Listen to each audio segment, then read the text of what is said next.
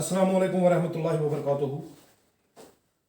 Today we are going to discuss the remaining four problems of chapter Newton's laws of motion from Verma sir's concepts of physics. We are uploading this video after a gap of more than 2 months, and inshallah in future we will be uploading the frequency of uploading our lectures will increase inshallah. आज के बाद इंशाल्लाह हफ्ते में हम दो बार 2 lectures upload करेंगे मिनिमम, ताकि ज़्यादा से ज़्यादा सिलेबस हम कंप्लीट कर सकें. Problems Newton's laws of motion chapter जो वर्मा सर की बुक है कॉन्सेप्ट्स ऑफ फिजिक्स वॉल्यूम 1, उसमें से हमने अभी तक 38 प्रॉब्लम्स डिस्कस की हैं Newton's laws of motion chapter में से. तो प्रॉब्लम नंबर 39, 40, 41 और 42 आज हम डिस्कस करने जा रहे हैं. आज ये चैप्टर हमारा जो न्यूटन लॉज ऑफ मोशन की जो प्रॉब्लम्स है वर्मा सर की बुक में से वो कंप्लीट हो जाएंगी, और इंशाल्लाह नेक्स्ट 2 या 3 लेक्चर्स में एरोडोप से कुछ प्रॉब्लम्स हम सिलेक्टेड प्रॉब्लम्स लेंगे नीट और जेई एस्पिरेंट्स के लिए. 11th और 12th वाले बच्चे भी उनका खास ध्यान रखेंगे, वो भी इन वीडियोज़ को अच्छी तरह से देखेंगे so that they could also have a better understanding of the concepts. So moving directly on problem number 39 we have figure this shows a man of mass 60 kg standing on a light weighing machine kept in a box of mass 30 kg. In this figure, there is a box. The upper part of the box, a rope is hinged to the upper part of the box, which passes over a pulley. The other end of the pulley is held by the man who is in this box. But this man is standing on a weighing machine. There is a light weighing machine kept in this box over which a man stands. One end of this box is attached to this rope which passes over this pulley, and the other end of this rope that is held by the man like this as shown in the figure. What we have to calculate? The box is hanging from a pulley fixed to the ceiling through a light rope, the other end of which is held by the man himself. If the man manages to keep the box at rest, what is the weight shown by the machine? What force should he exert on the rope to get the correct weight on the machine? Mass of the man जो है, मैं इस तरह से लिख रहा हूं यहां पे, mass of man that has been given to be 60 kg, और जो mass of box है that is given to be 30 kg. ये डाटा दे रखा हमारे पास. Now let us try to understand the question. This is a box. One end of this rope is attached to this box. The other end of this rope which passes over a smooth weightless massless pulley is held by this man who is standing on a weighing machine kept inside this box. Correct? What the question, what we have been asked? If the man manages to keep the box at rest, what is the weight shown by the machine? Suppose this man is able to keep this box in static equilibrium. ये आदमी जो इस machine में बैठा है, इसने रस्सी को इस तरह से पकड़ रखा है ताकि ये जो बॉक्स है ये ना ऊपर जा रहा है या नीचे जा रहा है. This is at static equilibrium. It is in complete rest. हमें क्या बताना है? अगर ये हो गया, if this happens, if this is possible, उस केस में हमें बताना है what is the weight of the man as shown by the machine. What is the weight shown by the machine? Weight जो आदमी का है ऐसी सूरत में वो कितना होगा, यानी कि मशीन जो हमारे पास है वो रीडिंग कितनी देगी. फिर से क्वेश्चन एक बार अंडरस्टैंड करो. This is a box. ये एक बॉक्स है. बॉक्स का एक एंड जो है एक रस्सी के साथ अटैच्ड है. जो रस्सी है that passes over a smooth pulley. जो इस रस्सी का जो दूसरा एंड है वो इस आदमी ने इस तरह से पकड़ रखा है. Rope does not touch any edge of the box. Rope box के साथ कहीं पे टच नहीं हो रही. आदमी जो है ये इस पे इस तरह से बैठा है ताकि ये जो बॉक्स है ये ना ऊपर जा रहा है ना नीचे जा रहा है. The box is at complete rest. It is in static equilibrium. हमें बताना है उस केस में जो रीडिंग हमारे पास, जो ये वेइंग मशीन जो रीडिंग देगी वो कितनी देगी. Wait of the machine, sorry, wait of the man इस केस में क्या होगा वो हमें बताना है केस फर्स्ट में. चलो पहले यही केस देखते हैं.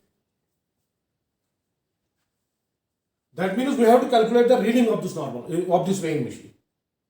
देखो जी, सबसे पहले मैं देखता हूं मैन पे कौन से फोर्सेस लग रहे हैं। देखो मैन पे तो फोर्स जो लग रहा है, मैं इसकी फ्री बॉडी डायग्राम बना रहा हूं। मैन पे तो सबसे पहले टेंशन टी ऊपर लग रहा है, क्योंकि रस्सी में टेंशन डेवलप हो जाएगा। रस्सी एक ही है, थ्रू आउट द रस्सी बीच में कुछ भी नहीं है, through out this rope the tension will be same. आदमी के ऊपर टेंशन टी लग रहा है। आदमी का वेट जो है mass of m m into g, यानी कि mass of man into acceleration due to gravity, जो इसका वेट है that will be vertically downwards. और चूंकि ये इस पर वेट लगा रहा है, इस पर कुछ नॉर्मल रिएक्शन लगेगी। Let that normal reaction be suppose N है नॉर्मल रिएक्शन। ये मैन के लिए ये केस हो गया। चूंकि बॉक्स ना ऊपर जा रहा है ना नीचे जा रहा है, तो मैं इक्वेशन ऑफ मोशन लिखूंगा मैन की इस तरह से। मैं लिखूंगा फॉर मैन क्या होगा, मैन पे ऊपर की तरफ force T plus normal reaction N is equal to mass of the man that is 60 kg दे रखा है, 60 into g that is 60 g। मैं इसको इक्वेशन फर्स्ट बोल रहा हूं। आदमी के ऊपर फोर्सेस जो लग रहे हैं टी, जो रस्सी की वजह से आदमी पे लग रहा है ऊपर की तरफ। आदमी कुछ वेट एक्सर्ट कर रहा है वेइंग मशीन पे, वेइंग मशीन की वजह से जो उस पर फोर्स लगेगा that will be normal reaction N. और जो यहां पे mass of the man weight of the man होगा, mass of the man into g, वो नीचे की तरफ होगा। मैंने वही इक्वेशन लिखी, टी ऊपर की तरफ प्लस नॉर्मल रिएक्शन। चूंकि ये ना ऊपर जा रहा है ना नीचे जा रहा है, इसका मतलब है जो ये फोर्सेस है ये वेट की वजह से बैलेंस हो रहा है इस केस में। तो मैंने इक्वेशन ये लिखी इस तरह से। अब मैं आता हूं आदमी पे, ये मैन पे। अब मैं बॉक्स पे आता हूं। मैं लिखता हूं फॉर बॉक्स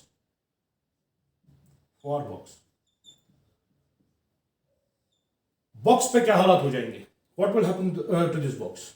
देखो जी, बॉक्स पे क्या फोर्स लग रहे हैं। मैं बॉक्स की फ्री बॉडी डायग्राम बना रहा हूं। बॉक्स पे सबसे पहले ये टेंशन इसको ऊपर खींचने की कोशिश करेगा, दैट इज टी अपवर्ड्स। और एक चीज देखो आप, बॉक्स की वजह से आदमी पे फोर्स जो है वो नॉर्मल रिएक्शन के बराबर है। दैट मीन्स आदमी की वजह से जो बॉक्स पे फोर्स लगेगा that will also be equal to normal reaction N. और बॉक्स का जो वेट है that is mass of the box into g, वो नीचे की तरफ। चूंकि once again the box is also in equilibrium, the box is also in static equilibrium, box भी कोई मोशन नहीं कर रहा है। सो वी विल राइट यहां पे टेंशन टी, हम लिखेंगे T minus N is equal to mass of box into acceleration due to gravity.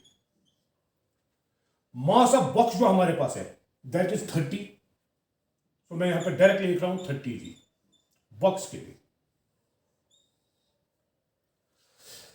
ये मेरी इक्वेशन नंबर 2 है। हम इक्वेशन 1 और इक्वेशन 2 को ऐड करेंगे। एडिंग इक्वेशन 1 एंड 2, टी यहां पे नॉर्मल रिएक्शन यहां पे पॉजिटिव है, यहां पे नेगेटिव, ये कैंसिल आउट हो जाएगी। तो हमारे पास जो बचेगा that is 2t is equal to 60g plus 30g that is 90g, यानी कि t is equal to 45g। ये हमारे पास इक्वेशन नंबर सपोज 3 है। ये t का वैल्यू हम उठाएंगे, इसको यहां पे डालेंगे, इक्वेशन 1 में डाल दो या इक्वेशन 2 में डाल दो। मैं 2 में डाल रहा हूं। हमारे पास जो इक्वेशन 2 है, using equation 3 in equation 2 what we will get, t के बदले 45g minus n is equal to 30g। 45g minus 30g is equal to n, यानी कि नॉर्मल रिएक्शन जो है that will be equal to 15g। What does that mean? ये machine जो है ये रीडिंग क्या दिखाएगी हमें? ये रीडिंग दिखाएगी हमें जो नॉर्मल रिएक्शन जो है वो साथ। जब भी हम वेइंग मशीन पे बैठते हैं तो हम वेइंग मशीन पे कुछ फोर्स लगाते हैं, वेइंग मशीन हम पे कुछ जो नॉर्मल रिएक्शन डेवलप होता है वहां पे वो रीडिंग मशीन, ये वेइंग मशीन हमारी रीड करेगी, तो that will give us weight. अगर हमें वेट चाहिए तो वेट जो नॉर्मल रिएक्शन हमारे पास है that will B 150 Newton Newton. Newton जो नॉर्मल रिएक्शन है, दैट मीन जो मशीन उस टाइम रीडिंग देगी जब बॉक्स तो ऊपर जा रहा है ना नीचे जा रहा है, दैट विल बी 150 न्यूटन। अगर वेइंग मशीन की रीडिंग हमें चाहिए, रीडिंग जो है मास की रीडिंग देती है, that is normal reaction divide by g. Normal reaction हमारे पास आ गया 150 डिवाइड बाई जी के बदले 10, 0 0 कैंसल, दैट इज जो मास जो रीडिंग वेइंग मशीन दिखाएगी वो 15 kg। मैं इसका आंसर चेक करता हूं, इन्होंने वेट दे रखा है या मास दे रखा है, मैं पहले चेक करता हूं। क्वेश्चन नंबर 39, 15 kg, यानी कि हमें रीडिंग निकालनी थी इस केस में। सो जब हमें रीडिंग निकालनी है उसका मतलब है हमारे पास हमें नॉर्मल रिएक्शन मिलनी चाहिए। नॉर्मल रिएक्शन अगर हमारे पास आ गई, हम नॉर्मल रिएक्शन को जी से डिवाइड कर देंगे तो हमारे पास correct weight of the person आ जाएगा। वही मैंने किया, मैंने नॉर्मल रिएक्शन निकाली, टेंशन भी मैंने निकाला, टेंशन को यूज करके फिर मैंने नॉर्मल रिएक्शन निकाली, वो 150 न्यूटन आ गई। फिर मुझे रीडिंग चाहिए वेइंग मशीन की। जो रीडिंग है, रीडिंग होती है नॉर्मल रिएक्शन डिवाइड बाई जी, यानी कि रीडिंग जो हमें वेइंग मशीन बोलती है वो मास देती है हमें। Mass will be equal to normal reaction divide by acceleration due to gravity, that is 150 divide by 10, that is 15 kg। तो 15 kg जो उस केस में जो मशीन हमारा वजन दिखाएगी, that will be just 15 kg। This was part number first. यहां पे देखो जी, यहां पे आप और एक चीज कर सकते हो। सपोज मैं आपको दिखाई देता हूं, अभी मैं दिखाई देता हूं आपको, वो भी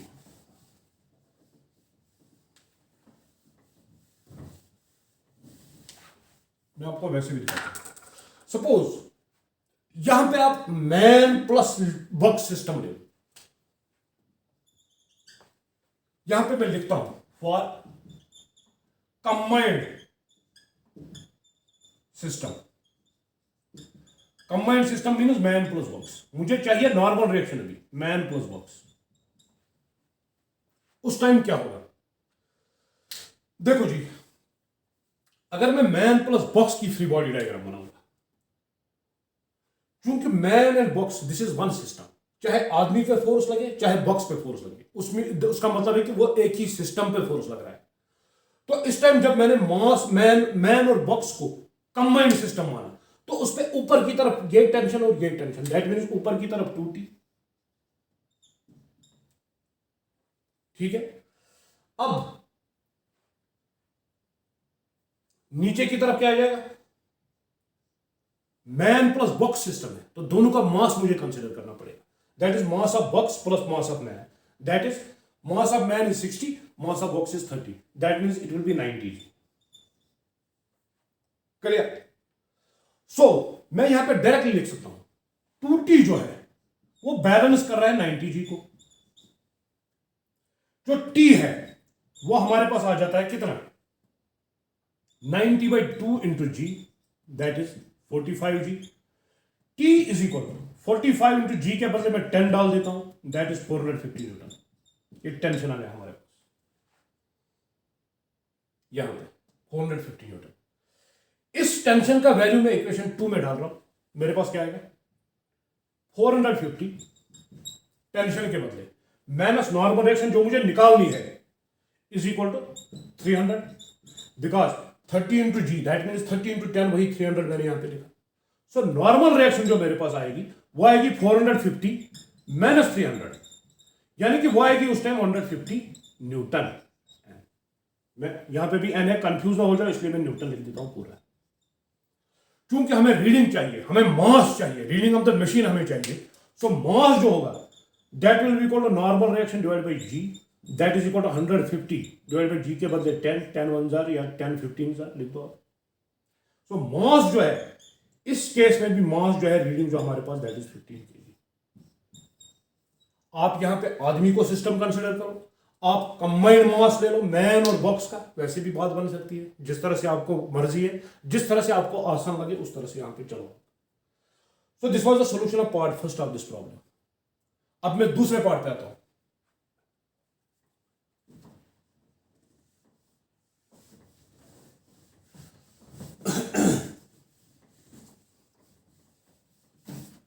अब मैं दूसरे पार्ट पे आता हूं। If the man, sorry, what force should he exert on the rope to get his correct weight on the machine? देखो जी, जब ये रेस्ट में था, मास ऑफ द मैन एक्चुअल में 60 केजी है, तो रीडिंग जो हमारे पास आ गई दैट वाज 15 केजी। यानी कि मास जो है, रीडिंग जो है वेइंग मशीन की वो बहुत कम है, दैट इज 1/4। अब पूछा जा रहा है कि ये आदमी जो है इस रस्सी पे कितना फोर्स लगाए ताकि जो ये रीडिंग दिखाएगी वो करेक्ट रीडिंग होगी। दैट मीन जो नॉर्मल रिएक्शन होगी दैट विल बी 600 न्यूटन, क्योंकि आदमी का जो मास है वो 60 है। अगर हम normal reaction, if will take normal reaction into account, that means normal reaction must be equal to 60 into 10। जिस तरह से मैंने अभी बताया आपको, रीडिंग मास जो होता है वो नॉर्मल रिएक्शन डिवाइड बाई जी होता है। अब मुझे नॉर्मल रिएक्शन ही चाहिए, दैट इज एम जी। मुझे करेक्ट वेट चाहिए। करेक्ट वेट इस आदमी का है 60, मास है इसका into 10, that means normal reaction must be equal to 600 newton. But ये रेस्ट में जब ये बॉडी रहेगी, बॉक्स प्लस मैन जब रेस्ट में रहेगा तब ये पॉसिबल नहीं है, क्योंकि तब क्या होगा वो हमने अभी कैलकुलेट कर लिया। उसका मतलब है कि बॉक्स को थोड़ा इधर उधर कहीं चलना है। Box should accelerate either in upward direction और इन डाउनवर्ड डायरेक्शन। उन्हीं दो सूरतों में हमारा करेक्ट मास मिल सकता है, हमें करेक्ट रीडिंग मिल सकती है। सपोज मैं मानता हूं कि इस आदमी ने इस रस्सी को खींचा, जब ये रस्सी को खींचेगा तो बॉक्स थोड़ा ऊपर चला जाएगा इस तरह से। सपोज दिस इज एक्सेलरेशन ए। मैं मानता हूं कि रीडिंग, एग्जैक्ट रीडिंग तभी आती है, मैं मानता हूं कि वेइंग मशीन की रीडिंग जो है दैट विल बी 60 केजी, लेकिन उस टाइम मैं मान रहा हूं कि लिफ्ट जो है उस टाइम, सॉरी ये बॉक्स जो है, मैं मानता हूं ये एक्सेलरेशन ए से ऊपर जाए तभी हमारे पास करेक्ट रीडिंग आएगी। तो उस केस में क्या होगा, हमें वही बताना है। उस केस में आदमी को इस रोप पे कितना फोर्स लगाना पड़ेगा, यानी कि टेंशन कितना होगा उस टाइम, वो हमें निकालना है। देखो कैसे करते हैं, हम सीधे न्यूटन सेकंड लॉ यूज करेंगे। मैं पहले इस पे आ जाता हूं, पहले मैं आदमी पे आ जाता हूं। मैं लिखूंगा for man, if suppose in case if we are able to get the correct reading, we assume that the lift moves upwards with some acceleration. जब चूंकि रेस्ट में हमने देखा, रेस्ट में क्या हो रहा है, जो रेस्ट में होगा वही यूनिफॉर्म वेलोसिटी के साथ भी होगा। इसलिए लिफ्ट को विद सम एक्सेलरेशन या ऊपर या नीचे मूव करना पड़ेगा। मैंने माना कि लिफ्ट सपोज ऊपर की तरफ जा रहा है, आदमी इस रस्सी को इस तरह से खींच रहा है, जोर से खींच रहा है ताकि ये लिफ्ट थोड़ा ऊपर ऊपर ऊपर ऊपर ऊपर ऊपर उठ रहा है विद सम एक्सेलरेशन ए। तो उस टाइम क्या आएगा मेरे पास, आ जाओ आदमी पे आ जाओ पहले। उस टाइम आएगा न्यूटन सेकंड लॉ के मुताबिक T plus N minus mass of man into g, this should be equal to mass of man into acceleration A, second law of motion.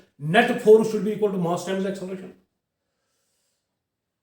But यहां पे आप लिख सकते हो इसको नोट में, if we are able to get the correct weight, अगर हमारे पास, अगर हम ये करेक्ट वेट, अगर वेइंग मशीन हमें करेक्ट वेट दिखा रही है, उसका मतलब है नॉर्मल रिएक्शन जो उस टाइम है वो 600 न्यूटन होनी चाहिए।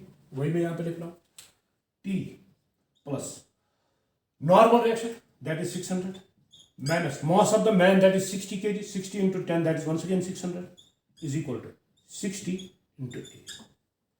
600 gets cancelled, so टेंशन जो होगा उस टाइम दैट विल बी 60।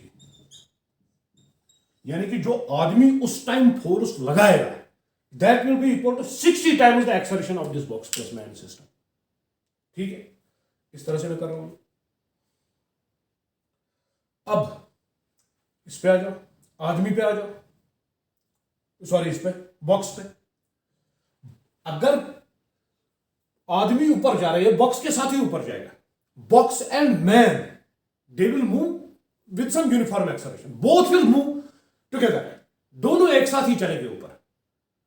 वही मैं यहां पे लिख रहा हूं, मैं लिख रहा हूं टी यहां पे टेंशन ऊपर की तरफ minus normal reaction minus mass of box into acceleration due to gravity is equal to mass of box into acceleration a. इसमें दिक्कत क्या है, कोई प्रॉब्लम नहीं है यहां। मैं लिख रहा हूं T minus what is normal reaction that is 600 तो होनी चाहिए, तभी तो करेक्ट वेट दिखाएगा वो, वही तो करेक्ट वेट है हमारे पास, minus mass of box that is 30 into 10 that is 300 is equal to, यहां हमारे पास आएगा mass of box that 30 into a, यानी कि t minus 900 should be equal to 38। T का वैल्यू डाल दो यहां पे, use suppose this is equation 3, using the value of t from equation 3 in this equation 4, suppose t के बदले 60 है, सो हमारे पास आ जाएगा 60A minus 900 is equal 30A। 60A के पास ये 30A आ जाएगा, that mean 60A minus 30A that will be 30A is equal to 900। ये माइनस 900 उस तरफ चला जाएगा, प्लस बन जाएगा। So acceleration should be equal to 900 divide by 30 that is 30 metre per second square. यानी कि अगर लिफ्ट एक्सेलरेट कर रहा है ऊपर की तरफ with acceleration 30 metre per second square, उसी सूरत में हमारे पास जो ये मशीन है ये करेक्ट वेट दिखाएगी आदमी का। अब हमें वर्मा सर पूछ रहे हैं कि भाई उस टाइम आदमी इस पे फोर्स कितना लगाएगा रस्सी पे, दैट मीन्स हमें ये टेंशन टी निकालना है, क्योंकि रस्सी अब आदमी को खींच रही है विद सम टेंशन टी, तो आदमी भी तो उतना ही फोर्स लगा रहा होगा रस्सी पे थर्ड लॉ के मुताबिक। So what will we get, हमारे पास आएगा इस इक्वेशन से T is equal to 60, equation third में यूज कर रहा हूं इनटू ए के बदले कितना है 30, यानी कि उस टाइम जो टेंशन है that will be equal 1800 Newton. यानी कि आदमी अगर इस रोप पे 1800 न्यूटन का फोर्स लगाएगा तो ये मशीन जो है ये आदमी को दिखाएगी रीडिंग, करेक्ट रीडिंग उस टाइम, यानी कि आदमी को जो रीडिंग है वो 60 kg दिखाएगी। अगर ये मोइनू यथ रेजिपेट टेंशन टी लगाउन अर्धाशत न्यूटन, अर्धाशत न्यूटन अगर ये लगाउन पच बोन कुन एमसाई वेहिंग मशीन बराबर 60 किलो पन मुलाजम। This thing we have clear. बहुत अच्छी प्रॉब्लम थी, इसको आप 2 बार 3 बार इसको देखो, अगर कहीं पे डाउट है तो please feel free to contact us. यहां पे ये जो मैंने दूसरा पार्ट इसका किया उसमें भी आप यहां पे आप उसमें भी मैन प्लस बॉक्स को सिस्टम मान के चल सकते हो। आपको सीधे लिखना है उस टाइम, क्योंकि आदमी ऊपर जा रहा है, आपको सीधे लिखना है 2T minus 9TG is equal to 9T। उस तरीके से भी आपका आंसर आएगा, ऐसी भी कोई प्रॉब्लम नहीं, आप वो आपके लिए एक्सरसाइज है। आप घर में मैन प्लस बॉक्स सिस्टम मानो और फिर उस प्रॉब्लम को आप सॉल्व करो। दूसरे पार्ट को पहले पार्ट में मैंने दिखाई दिया है, दूसरे पार्ट को फिर आप खुद सॉल्व करो। So this was problem number 39, a very beautiful problem, बहुत अच्छी प्रॉब्लम थी ये, तो इसको मैंने क्लियर कर दिया यहां पे। अब हम चलते हैं problem, this was problem number 39। अब हम प्रॉब्लम नंबर 40 पे चलते हैं। This was problem number 39, very good problem, बहुत अच्छी प्रॉब्लम थी। Problem number 40 now.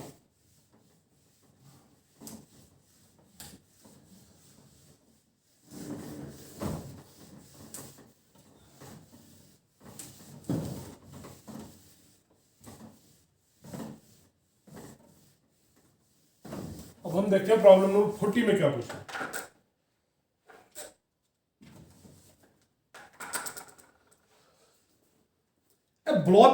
Problem number 40, a block A can slide on a frictionless incline of inclination theta and length L kept inside an elevator going up with uniform velocity V. Find the time taken by the block to slide down the length of the incline if it is released from the top of the incline. Problem number 40. इसमें elevator का जिक्र आया तो सबसे पहले diagram, physics में हर problem में सबसे पहले diagram. A block A can slide on a frictionless incline of inclination theta and length L kept inside an elevator. Suppose यहां पे कोई इंक्लाइन प्लेन रखा गया है, यहां पे कोई बॉक्स है, suppose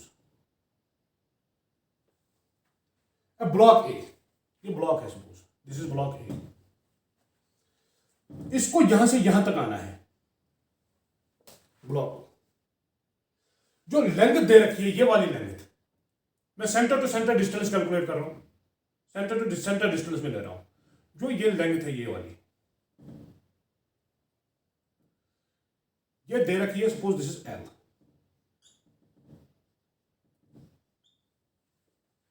A block A can slide on a frictionless incline of inclination theta, ये एंगल भी दे रखा है theta, kept inside an elevator going up with uniform velocity V, ये यूनिफॉर्म वेलोसिटी V से ऊपर जा रहा है लिफ्ट, यानी कि acceleration is 0 as shown in figure. Figure भी दे रखी है, फिगर भी दे रखी है। Find the time taken by the block to slide down the length of the incline if it is released from the top of the incline. इस तरह की प्रॉब्लम्स हमने बहुत सारी कर रखी हैं। देखो जी, इसमें बात क्या है। Suppose this is lift. Suppose हमने कोई वेज रखा है इस लिफ्ट पे, कोई इंक्लाइन प्लेन, सपोज है वेज। वेज के ऊपर हमने एक ब्लॉक रखा है। लिफ्ट जो ही ऊपर जाना स्टार्ट करेगा हमने इसको छोड़ दिया, but the lift moves with uniform velocity v। That means acceleration of the lift that is 0।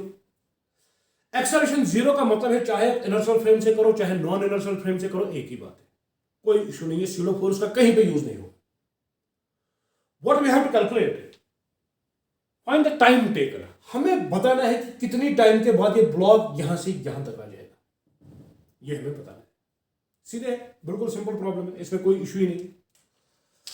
मैं इसमें देखो, सपोज मैं यहां पे बना रहा हूं इसको, या मैं यहां पे बना रहा हूं इसको, फ्री बॉडी डायग्राम इसकी ब्लॉक की। This is block, this angle is theta. Block का वेट जो है mg वो नीचे की तरफ होगा, जो नॉर्मल रिएक्शन ब्लॉक की होगी वो इस तरफ होगी n। ये थीटा है, ये एंगल जो है 90 माइनस थीटा हो जाएगा, that means this angle is theta. mg के दो कंपोनेंट होंगे, mg cos थीटा इस तरफ होगा और अलोंग द इंक्लाइंड प्लेन होगा mg sin थीटा। मुझे perpendicular to the inclined plane कोई काम ही नहीं करना है, because there is no motion. Perpendicular direction में कोई भी मोशन नहीं है। नॉर्मल रिएक्शन बैलेंस कर रहा है mg cos थीटा को, so I will leave it. मैं लिख भी सकता हूं, इसमें दिक्कत क्या है, normal reaction is equal to mg cos theta. But चूंकि मुझे टाइम निकालना है इस ब्लॉक को, टाइम कितना लगेगा यहां से यहां तक पहुंचने में, वो मुझे चाहिए। इसलिए मुझे अगर एक्सेलरेशन मिल जाएगी अलोंग द इंक्लाइन, मैं उसको वर्कआउट कर सकता हूं। तो सीधे लिख रहा हूं मैं यहां पे, जो फोर्स लग रहा है along the incline plane that is mg sin theta, जो एक्सेलरेशन होगी along the incline plane that will be equal to mg sin theta divided by m। Force by mass that is acceleration, mass mass cancel, यानी कि acceleration जो होगी that is g sin theta. जो acceleration block की होगी इस direction में, downward direction में, that will be g sin theta. क्योंकि ब्लॉक मैंने रेस्ट से रिलीज किया है, मैं सीधे इक्वेशन ऑफ मोशन लगा दूंगा, second ut plus half at square. Distance जो ब्लॉक को ट्रैवल करनी है that is l is equal to initial velocity 0, मैंने रेस्ट से रिलीज किया है इसको, इसमें कोई दिक्कत ही नहीं। सो ये टर्म वैनिश हो जाएगी, is equal to 1/2 into acceleration के बदले मेरे पास है g sin थीटा इनटू हो गया t square. So t square जो है that is 2l divide by g sin theta. 2 कैसे होता है, g sin theta was 1। So t जो हमारे पास आएगा that will be equal to 2l divide by g sin theta. So जो ब्लॉक को टाइम लगेगा ये l डिस्टेंस ट्रैवर्स करने में, that will be root under 12 by g sin theta. Let us check its answer. ये question NEET में पूछा जा सकता है, problem number 40, 12 divide by g sin theta. ये क्वेश्चन नीट या जेई में ऑब्जेक्टिव में पूछा जा सकता है, डायरेक्टली यही क्वेश्चन पूछा जा सकता है। So this was problem number 40। अब आप आ जाओ प्रॉब्लम नंबर 41 पे।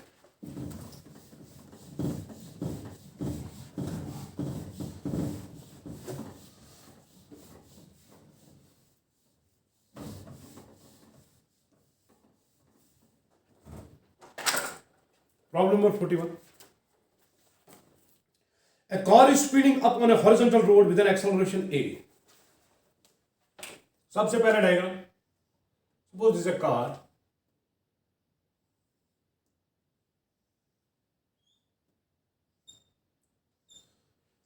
Is speeding up on a horizontal road with an acceleration a. इसकी जो acceleration है horizontally that is a. वो क्यों है उधर से, वो दे रखा है हमारे पास। Consider the following situations in the car. हमें दो सिचुएशन या तीन सिचुएशन जो भी दे रखी है वो हमें देखनी है। फर्स्ट में क्या पूछ रहा है, a ball is suspended from the ceiling through a sitting and is maintaining a constant angle with the vertical, find the angle. देखो जी, जब भी आप गाड़ी में जाते हो, आप कार में जाओ, बस में जाओ, तो वहां ड्राइवर के पास कोई ना कोई वो गुड़िया अटैच रहती है। ड्राइवरो सो गुड़िया वुड़िया थोम आयजान गाड़ी पकान पत बोन यह पत बोन ग वह क्या वन ये क्वेश्चन मज a ball is suspended from the ceiling stretching and is maintaining a constant angle theta with the vertical. ये बॉल इस तरफ आ रही है. Suppose this is maintaining a constant angle theta. ये उधर से ही दे रखा है हमारे पास. ठीक है. थीटा वर्टिकल के साथ बना रही है. Find this angle. हमें ये एंगल निकालना है. देखो जी, जब भी हमने कोई भी मास अटैच रखा तो इसमें कुछ ना कुछ टेंशन डेवलप हो जाएगा. Suppose that tension is T. थोड़ा मैं इस तरह लिखता हूं या यहां पे बनाता हूं मैं फ्री बॉडी डायग्राम इस तरह से.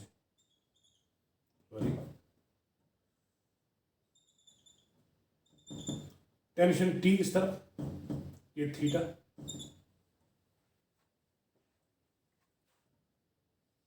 टी के दो कंपोनेंट होंगे. ये एंगल थीटा है तो ये भी थीटा हो गया, अल्टरनेट एंगल्स. इस तरफ टी कॉस थीटा, इस तरफ एम जी जो इसका वेट होगा, और इस तरफ जो है that is T sine theta. मैं पहले इस प्रॉब्लम को इनर्शियल फ्रेम से वर्कआउट करूंगा. हम लिखते हैं from inertial frame, from inertial frame of reference. क्या आएगा हमारे पास? जो ग्राउंड पे आदमी बैठा है उसको क्या दिखेगा? जिस ग्राउंड पर नफर छुपे तमिस क्या आए थे. So one T cos theta छु गसन बैलेंस एमजी से. ये इक्वेशन 1. दोयम बास तमिस बॉब छु बोट चलन with acceleration a so that एम खत चूंकि एमस वुच ये वुच अकुई फोर्स अपर लगे that is T sin theta. आदमी जो ग्राउंड पे बैठा है वो खाली यही फोर्स देखेगा हॉरिजॉन्टल डायरेक्शन में लगता हुआ, तो वो सीधे लिखेगा t sin theta is equal to ma. Equation number 2. Dividing equation 2 by first, हमारे पास आएगा t sine theta divide by t cos theta is equal to ma divide by mg. mm gets cancel, t gets cancel, यानी कि हमारे पास आएगा tan theta is equal to a by g. Theta is equal to tan inverse a by जी.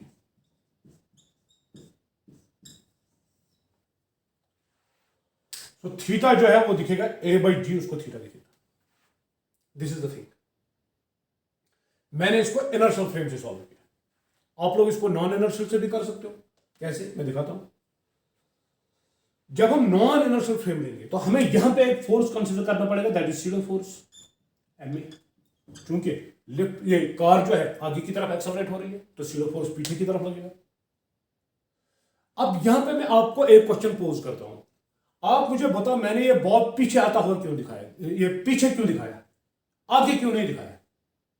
मैं इसको ऐसे भी दिखा सकता था, बट आई हैव यूज्ड, मैंने इसको पीछे की तरफ दिखाया. क्यों दिखाया वो आप देख लो, मुझे बताना फिर अब मैंने क्यों दिखाया पीछे इसको.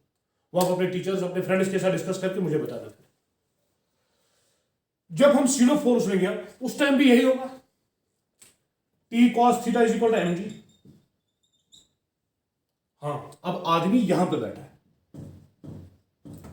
नॉन इनर्शियल के केस में, तो उसके लगेगा जो टी कॉस थीटा है, यहां पे जो टी कॉस थीटा है ये वाला फोर्स है, this is T cos, sorry यहां पे मैं मिटाई देता हूं इसको, this is T cos theta. उसको दिखेगा कि ये mg के साथ बैलेंस हो रहा है, वही मैंने लिखा. और उसको लगेगा टी साइन थीटा यहां पे हॉरिजॉन्टली टी साइन थीटा यह सीडो फोर्स ma. चूंकि अमिस बासी बॉब रेस्टस मज, अमिस गई बासी पकन जिदा पे हॉरिजॉन्टली गोमुस कम टी साइन थीटा से बराबर ma. यानी कि पे ये T sine theta minus ma is equal to 0 के अमिस बासी रेस्टस मज because order is one it maintains a constant angle. So let's say t sin theta is equal to ma. They करो divide given दोनों equation अति बे tan theta is equal to a by g, यानी कि theta will be equal to tangent inverse a by g. ये ground frame पे तो car frame पे inertial यम साथ में करे तम साथ उस बिहेव येतत यम साथ में नॉन इनर्शियल समझ में खुद तम साथ भी येतत टेंशन छुन कह दोनों केसन मज आंसर कुछ theta is equal to tan inverse a by g. करो check. tan inverse a by g, इसने दोनों केसेस में ये लिखा है, यानी कि उस find the angle of the incline, block is kept. अब दूसरे केस में ब्लॉक रखा है इन्होंने, चलो वो भी देखते हैं वो वाला केस में। दूसरे केस में क्या किया इन्होंने, ब्लॉक रखा है।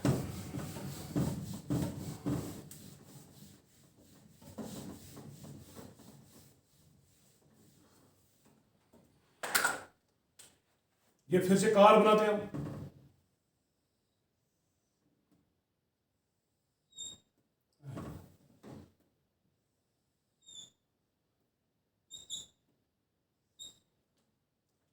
इस केस में ब्लॉक रखा गया है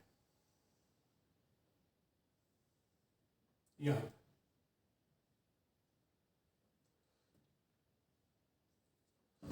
कार मूव इस तरह से, एक्सेलरेशन ए है, फिर से वही फोर्सेस, इनर्शियल से करो, नॉन इनर्शियल से करो, जो आपकी मर्जी उस तरह से करो। मैं इनर्शियल से ही करता हूं, ग्राउंड फ्रेम से, फ्रॉम इनर्शियल फ्रेम, इनर्शियल से ही करता हूं। ग्राउंड फ्रेम पे क्या दिखेगा, देखो जी, अब पता है हमारे पास इसका वेट जो एम जी वो डाउनवर्ड्स, इस तरफ हमारे पास लगता है एम जी साइन थीटा, इस तरफ लगता है हमारे पास एम जी कॉस थीटा। अब मैं अलग से फ्री बॉडी डायग्राम नहीं बना रहा इसको, क्योंकि प्रैक्टिस इतनी हो गई कि अब पता ही है इसमें क्या चक्कर है। तो ये नॉर्मल रिएक्शन एन है, ये एंगल हमारे पास 90 माइनस थीटा है, ये थीटा हो गया, ये 90 माइनस थीटा, ये फिर से थीटा। तो फिर से हमारे पास क्या आएगा, एन कॉस थीटा, वो बैलेंस हो जाएगा एम जी से। इस तरफ जो फोर्स लगेगा that is an sine theta. जो ग्राउंड पे आदमी बैठा है उसको हॉरिजॉन्टल डायरेक्शन में एक ही फोर्स दिखाई देगा, एन साइन थीटा। वो बोलेगा जो एक्सेलरेशन है यही फोर्स रेस्पॉन्सिबल है एक्सेलरेशन के लिए, वो सीधे लिखेगा n sine theta is equal to n, dividing this equation by this equation, या इसको इसके साथ डिवाइड करो, तो tan theta is equal to a by g, theta is equal to tan inverse a. ये हो गया इनर्शियल से। आप घर में इसको नॉन इनर्शियल फ्रेम से करो, आप इधर ही बैठ जाओ कार में ही खुद भी, और देखो क्या होता है। मेरा क्वेश्चन एक बार और फिर से है इसमें, मैंने इसको इसी डायरेक्शन में दिखाया, मैंने वेज को इस तरह दिखाया है। अब मैंने वेज को इस तरह क्यों नहीं दिखाया, वो आप पता करो वो आप घर में पता करो कि मैंने इस तरह क्यों नहीं दिखाया, ठीक है।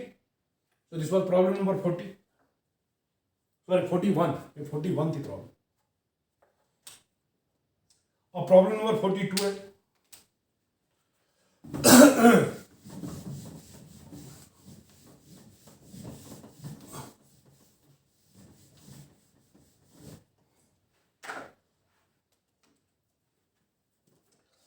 A block is kept on the floor of an elevator at rest. फिर से एलिवेटर का मसला आ गया।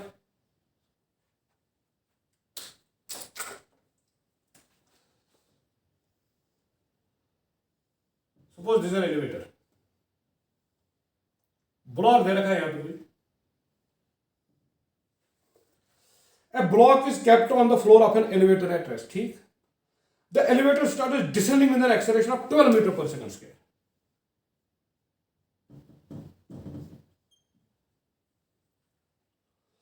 Find the displacement of the block during the first 0.2 seconds. 0.2 seconds के बाद हमें डिस्प्लेसमेंट बतानी है ब्लॉक की कितनी होगी। देखते हैं कैसे करते हैं इसको। ये ब्लॉक है सपोज, ठीक, टाइम हमारे पास दे रखा है 0.2 सेकंड्स, 0.2 सेकंड, और जी की वैल्यू जो है that is 10 metre per second square.